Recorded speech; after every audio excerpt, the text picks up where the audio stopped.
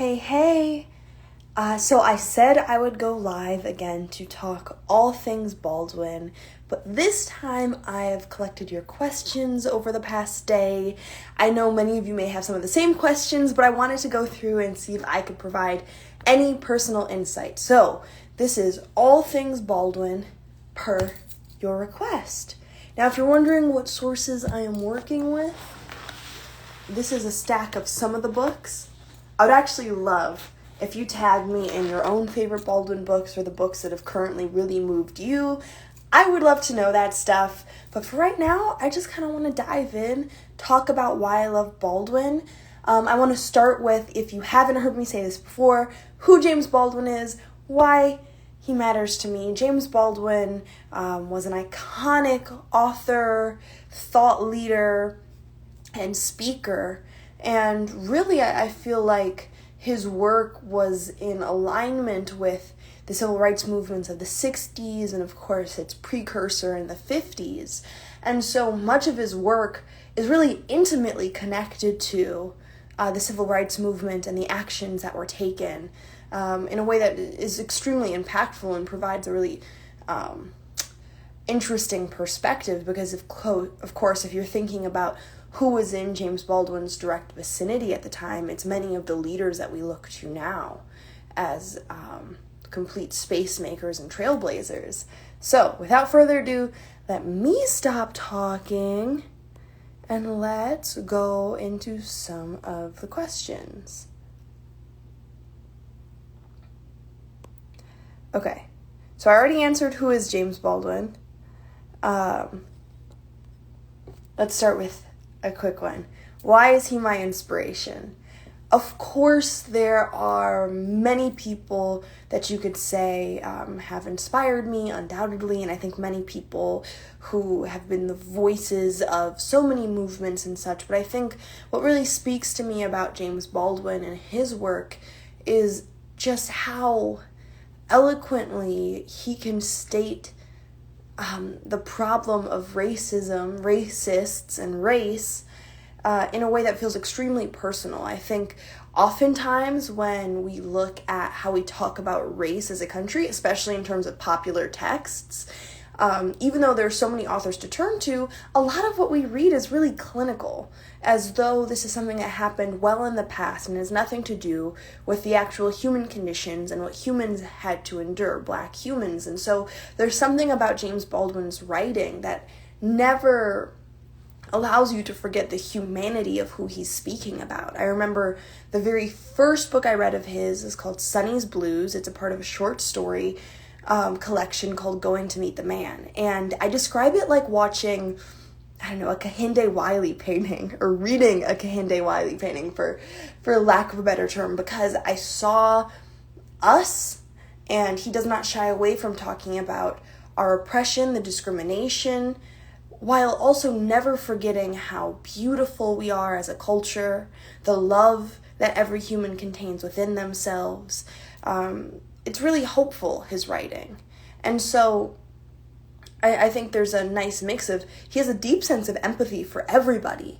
And because of his deep sense of empathy and love, he, of course, will hold you accountable to your own actions. And so even when he's talking to his white counterparts, you really can't mistake his niceness for any sense of complacency. If anything, he feels like calling people out on their behaviors is the highest form of love, because he wants you to achieve the very best that you can achieve. And in the same vein, he is equally as critical of himself. And so to follow him throughout his journey, especially as he gained prominence, he's hypercritical of the space that he even takes up, and whether he's been too removed from the movement. I remember watching I'm Not Your Negro, the documentary by Raoul Peck, and James Baldwin speaks about the the assassination of Medgar Evers, of Dr. King, of Malcolm X.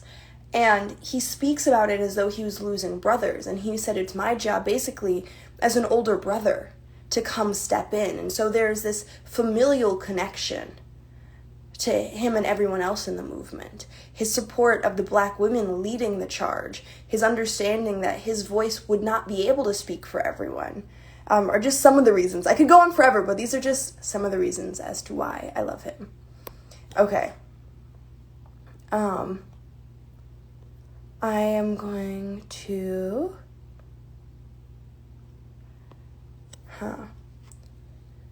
What is your favorite quote from his book? There are so many. I'm actually going to quote something that I read today because I feel like it's most fitting. I literally could pull a favorite quote from any single text of his. But I'd read something that I'd scanned this a while ago, but there's something really meaningful about this last passage. This is from The Cross of Redemption, an uncollected writings of his. The essay is called The Artist's Struggle for Integrity, and it goes, please excuse my reading out loud, by the way. And I'm going to kind of pop you in halfway through this text. So he says, let's trace it, just for kicks, just for a minute, and I'll use myself. I won't say me, but it's my story. The first thing an artist finds out when he's very, very young, and when I say young, I mean before he is 15, that is to say, properly speaking, he or she can walk or talk before he or she has had enough experience to begin to assess his or her experience. And what occurs at that point in this hypothetical artist's life is a kind of silence. The first thing he finds out is that for reasons he cannot explain to himself or others, he does not belong anywhere. Maybe you're on the football team, maybe you're a runner, maybe you belong to a church, you certainly belong to a family. And abruptly, in other people's eyes, this is very important, you begin to discover that you are moving and you cannot stop this movement to what looks like the edge of the world. Now, what is crucial, and one begins to understand it as much later, is that if you were this hypothetical artist, if you were in fact the dreamer that everyone says you are, if in fact you were wrong not to settle for the things that you cannot for some mysterious reason settle for, if this were so, the testimony in the eyes of other people would not exist. The crime of which you discover slowly you are guilty is not so much that you are aware, which is bad enough, but that other people see that you are and cannot bear to watch it, because it testifies to the fact that they are not. It's a longer passage, but there's something about that one passage and how he talks about the role of art that's really beautiful, because he prioritizes the artist. And when I say the artist, I mean it in the most broad sense, whether you are a writer, a creator, a creative. He prioritizes the artist as being able to communicate things about our humanity that other fields can't. And he also talks about the way in which so many innovators often find themselves ostracized from the world because being aware highlights the fact that the other people around you are not. And so I know that's a very loose paraphrase, but there's something about one's quote-unquote wokeness, as we call now, that offends other people for the fact that it reminds them of the fact that they are not themselves awake. It calls out the fact that they are asleep, and there's a discomfort there, and so it is easier to tear down those people who are guiding us as lights, who are bringing us new senses of awareness, and rather than to actually agree and be open to learning. So that's one of my new favorite quotes. Once again, it's from The Cross of Redemption. Let's look at some more questions here.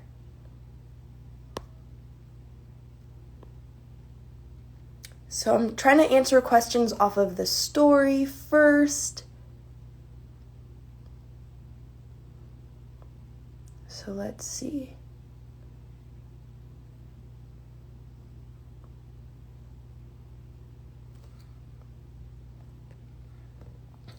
What is the best collection of books or articles or documentaries you can recommend to get the most on James Baldwin?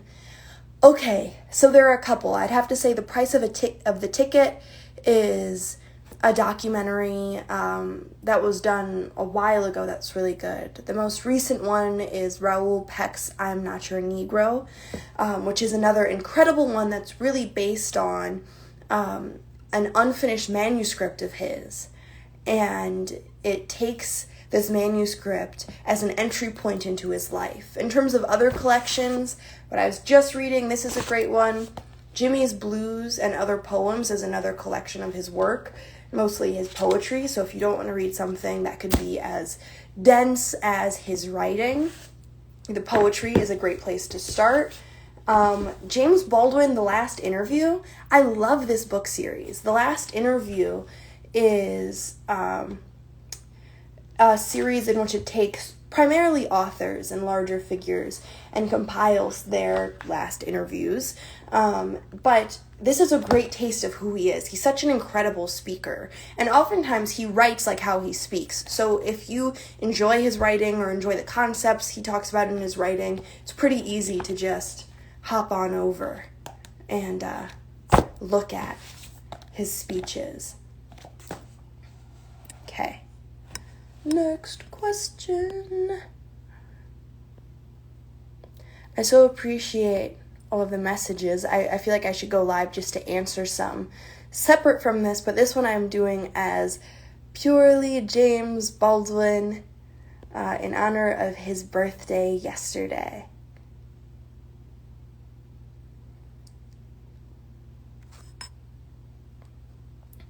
Which work would you recommend to start? I would have to say The Fire Next Time is a great place to start. If you are wanting to know more about James Baldwin and his personal takes on the world, other places to start, his short stories are great. Like I said, the first thing I ever read of his was one of his short stories called Sunny's Blues, and it was absolutely incredible. Other things, though, is that if you are just trying to get a feel for his perspective on the world, I would always recommend his speeches. There is a debate against William F. Buckley in Cambridge, and William F. Buckley was a pretty prominent conservative at the time. And it's them talking about the American dream. And one of the things that I feel like I quote literally daily of his is that, and I'm going to paraphrase it loosely, he says, around the age of 5 or 6 or 7, everything you've seen is white, and therefore you assume you are too. It comes as a great shock when you realize that the flag that you pledged allegiance to, along with everyone else, did not pledge allegiance to you. That Gary Cooper killing off the Indians while you were rooting for Gary Cooper, you are the Indians. And that quote, I think, speaks to the larger American project. It speaks to the idea of us moving forward and wanting to live in a space in which our country has pledged allegiance to us. And that may sound super broad, but I feel like his words are so impactful, whether it be his metaphors and the ways in which they just feel like they so personally relate. So that's a great place to start, just to get a total feel for his work and his perspective on the world.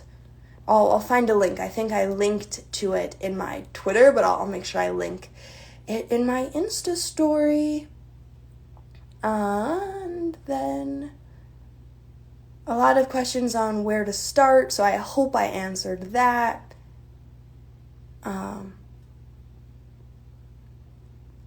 And so, okay. What is your favorite book of his and why? My favorite book, I have many, but I think one of my favorite books is Giovanni's Room.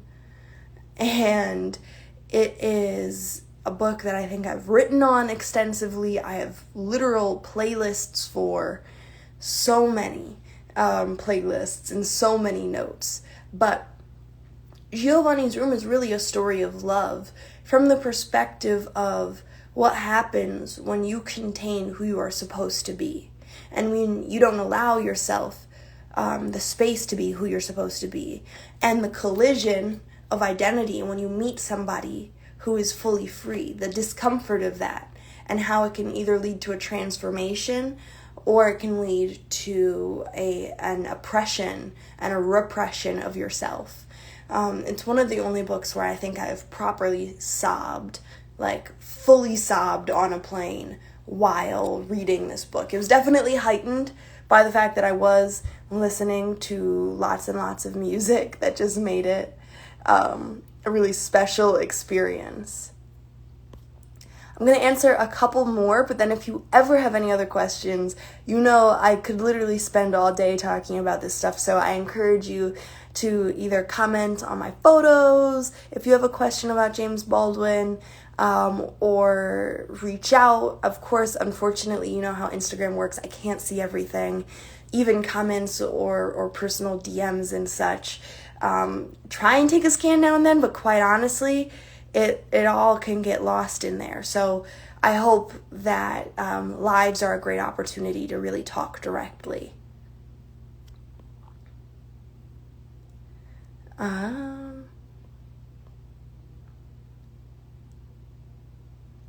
So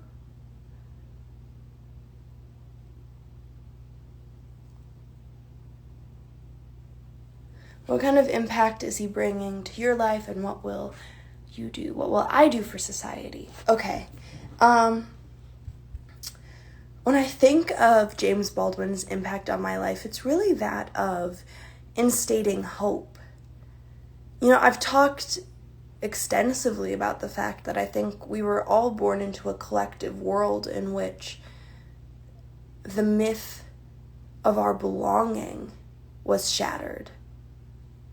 The idea that, especially if you are a black or brown person in this world, that there's a place for you here. And that can be really uncomfortable. That can be really demoralizing to feel as though you don't belong in the world, or to question whether or not we can create a world that we belong in. And the reason I say that is that there's something about James Baldwin, he's even said it himself, the need to be an optimist in order to keep going. Even the reason that I have this tattoo, it says apostrophe 63, and it stands for a pivotal year in the civil rights movement. But the way I put it, and the reason why this year spoke to me, even though there are many years of action, you could point to this as a year of action, but the reason 1963 spoke to me is that it felt like a year in which people put their lives on the line for a world that they weren't guaranteed but knew was essential.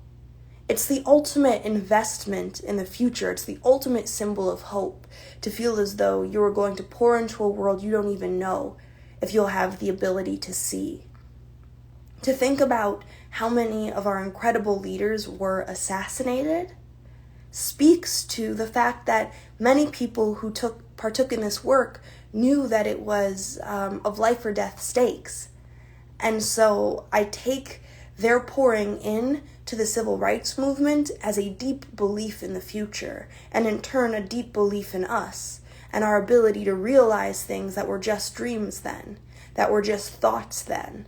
And so because of that, I try and take that same sense of hope, that same sense of irreverence into this moment that we're living in now. And it can be quite confusing. I mean, I often grapple with the purpose of my voice or my platform and wanting to be very responsible. And also, I think, in full transparency, being a 20-year-old, trying to really figure out what my personal ethic is, what I stand for. I feel like I am anchored in solid values, but I'm a person constantly growing, constantly reading, constantly finding ways that push me on my opinions, and it can be hard to be in this growing process very publicly, but I don't think it's specific to me. I think many of us are going through this. You know, many of us have very public platforms, whether it's one person following you or 100 people following you. I think we have to develop public personas very quickly, and so oftentimes it can be convoluted by the fact that we're growing in this world.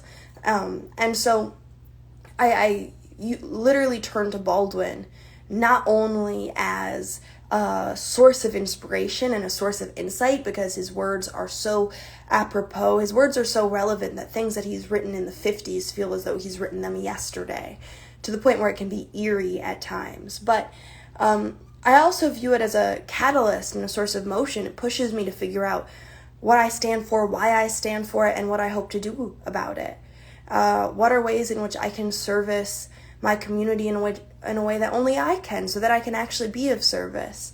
And so these are some of the larger questions, but that is always why Baldwin has spoken to me and why I feel like his words go on forever. But he's also an entry point into the community, because when I discovered Baldwin, I think I also discovered so many of his peers, his incredible peers, who were doing necessary work at the time.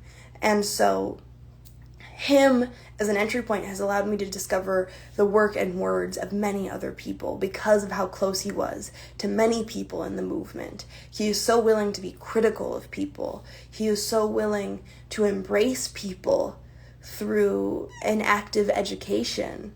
And for all of those reasons, I will forever and always love Baldwin. Let's see if there's any more questions here. I promise I'm going to go on live more often just to be in conversation. But I think this was a fun time to just spend talking about why I love who I love. How old was I when I started reading Baldwin? I realized I didn't actually touch on this before. I was about 13, 14, probably 14. It was my sophomore year of high school that I first read Baldwin, and completely changed my life.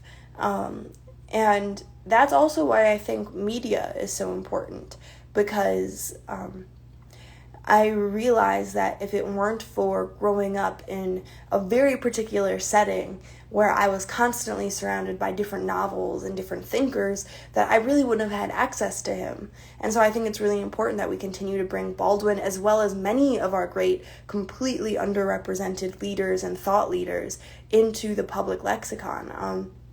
I think one thing that Baldwin often talks about is the fact that the issue of race has oftentimes been placed solely in the laps of Black people.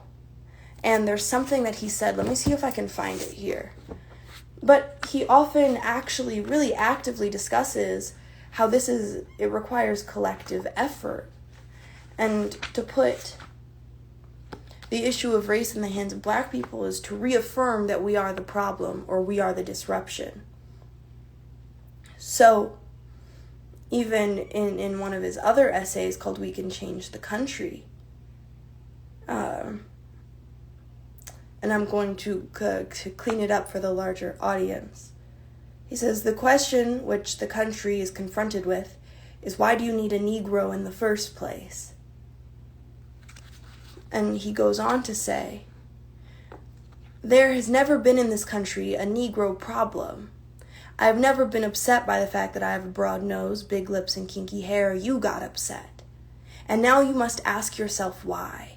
I, for example, do not bring property values down when I move in. You bring them down when you move out. And that's another great example of how astute his writing is, and why he is completely life-shifting for me when talking about and really grappling with the issues of race and how we move forward, how we have to be critical of ourselves and be open to growth, how we have to be critical of our platforms and of the avenues that we use to express ourselves. Just as we must be skeptical and critical about everything, because ultimately the entirety of our world was steeped, nation really, the entirety of our nation was steeped in a white supremacy. Anything touched by colonialism was steeped in a white supremacy. And I feel like the great myth of American imperialism, British imperialism, etc., is this innocence that we get to claim in saying that we have nothing to do with the mishaps, the quote-unquote mishaps around the world, because here we are standing for democracy, when I believe genuinely that what we call the first world or the developed world is probably the single largest cause of tyranny in our world.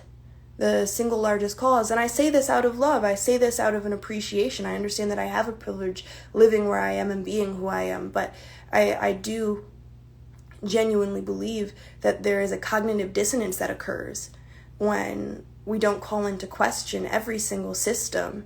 And the one thing that I have constantly challenged myself as somebody that is hoping to continue to self-educate is, how can I maintain my perspective and a searing sense of imagination, a searing sense of creativity, a searing sense of criticalness, while not allowing my skepticism to drive me into inaction? Because oftentimes I find it easy to find something wrong with everything in the world. Quite personally, I could call out what is wrong about every action I even take, how it could have been better, how it could have been more nuanced. But I think the constant project is, how do you refine and continue to grow while not allowing the fact that there is endless knowledge to learn and endless ways to do things drive you into a space of passivity, thinking that it's safer to do nothing than to be wrong doing something.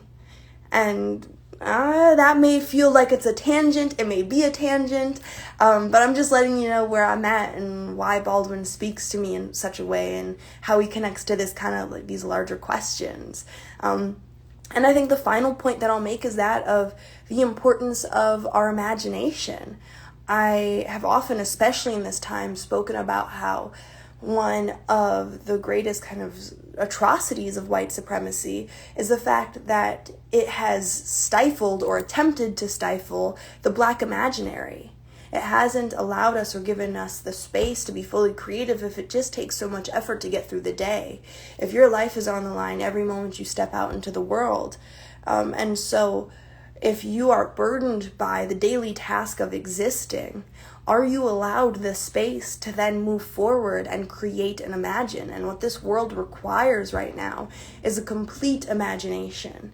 When we look at the projects that we're taking up right now that are completely inspiring, and I'm in a place of learning, and trying to figure out and learn and absorb more and more from the people on the front lines of this movement.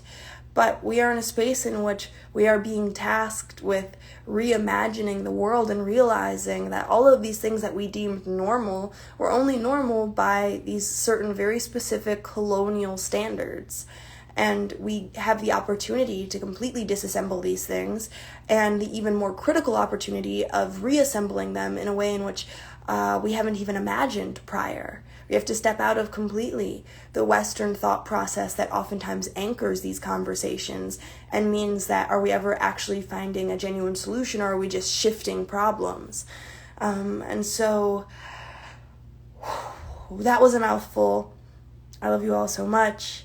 Thank you for listening to me rant completely. I'll be a little active on IG today, I hope, and sharing some resources. But I appreciate you letting me talk about Baldwin.